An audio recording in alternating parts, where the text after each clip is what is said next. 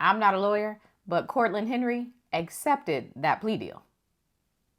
So if you recall, last week, Cortlen Henry, who again is YNW Melly's co-defendant, was offered a plea deal from the state of Florida. Henry was facing a total of 8 charges, and if convicted on all of those charges, he was looking at a maximum of 5 life sentences plus 75 years. But today, that all came to a resolution because Cortlen Henry accepted the state's plea offer. As to count 3, accessory after the fact to murder in the first degree, and as to count 4, accessory after the fact as to murder in the first degree. How are you going to plead, sir? Guilty, not guilty, or no contest?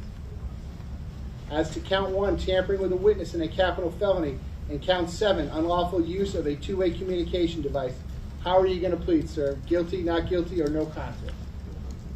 I will accept your no contest pleas as to each. So what that all means is the state dismissed the 2 M charges, and Henry pled no contest to the remaining charges. And again, no contest means I'm not admitting that I did it, but I recognize that going to trial might be a bad idea. So y'all got it. Now, in exchange for this plea, the judge sentenced him to 10 years in prison plus 6 years of probation. I will adjudicate you guilty, sentence you to 10 years in Florida State Prison. That will be followed by 6 years of reporting probation. All of these sentences, all counts, both cases, will run concurrently. That is at the same time with each other. I will give you credit for all the time that you have served. The judge also noted that this deal includes a proffer, or like a statement, from Cortlen Henry. Henry hasn't given the proffer yet, but it will happen, and according to the judge, whatever questions the state asks Henry during that proffer won't affect this deal. I guess at some point after the fact, the state wants to take a proffer from you or have a discussion with you, ask you some questions about whatever that may be. What I want you to understand, sir, is I guess that's part of this negotiated resolution, but your answers to any of those questions, whatever they might be, have no bearing on me and have no bearing on this negotiated resolution. In other words, the deal you've negotiated is the deal you've negotiated, and that's the ballgame. Do you understand all that, sir?